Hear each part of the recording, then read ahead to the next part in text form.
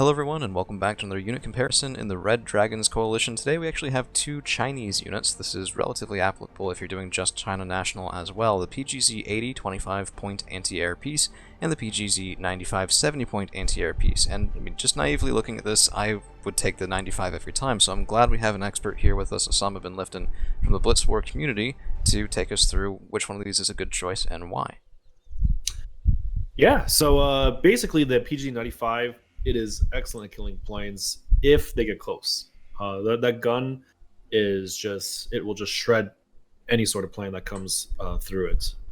That being said, the PGZ-80 is actually also a very good option for slightly different reasons, or I would say pretty different reasons. The PGZ-80 kind of has the double, I would say the dual role of also being really good for fire support. Now, direct fire against things like infantry and other... Oh yeah, yeah. I mean, I use it for, it's kind of a good all-arounder. And also you have to think about it, it's got 6 front armor. So this thing actually is pretty tanky. You know, it's got good air detection, it's got 6 front armor, and it's got 2800 range versus helos, along with a decent gun for fire support. You know, I bet that would make it pretty good at base defense. Exactly. That's also, it's really good for base defense too. There's so many times in ranked where a longbow, you sprinkle these things around. There's not a lot of room for a longbow to maneuver. And sure, this thing won't kill a longbow, but it'll stun it. It'll panic the guy. He'll go back and rearm or repair because he's, because he took like 1 or 2 damage. So I think it's also a safer option. It's just easier to kind of just place around and forget. The PGZ-95, you kind of have to baby it a little bit. And speaking of easier to sort of just sit around and forget, the PGZ-95 is radar, which means that needs to be microed for seed planes. Exactly, that's what QW2. Yeah, that's what I mean. And also the PGZ-88, the one in the middle, is also kind of interesting. And sorry to throw a curveball at you, but it's radar, 35 points, and 7 front armor. So that means it's actually really good at soaking seed missiles. But this is more for a team game setting.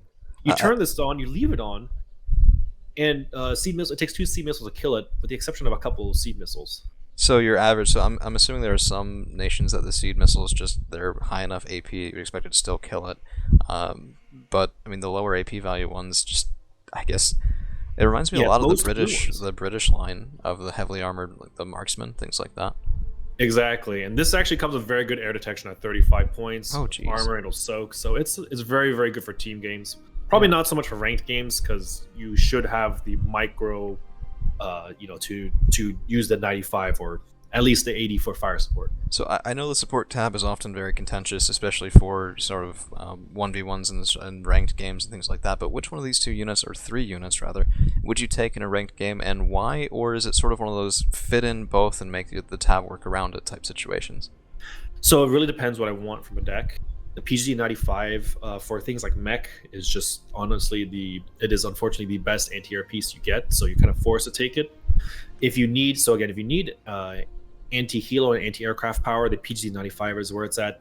The 80 won't kill anything. It's just there to be very, very annoying. Gotcha. If you have room to spare in your support tab, which is kind of rarely the case, but it can happen, the PGZ-80 is also a good choice. I would always take both at up vet. If you feel like you're burning through a lot of PGZ-80s, you can probably take it down vet. I can't imagine going through 19 of them though. Yeah, I mean, even 14, it's quite a lot, but the veterancy, I think, does matter too. Gotcha. But overall, just a really, really great unit. Just, throw it there and forget about it. Fair enough. Well, that's going to be our unit comparison for today. Hope you guys enjoyed, and we'll see you again tomorrow with another one.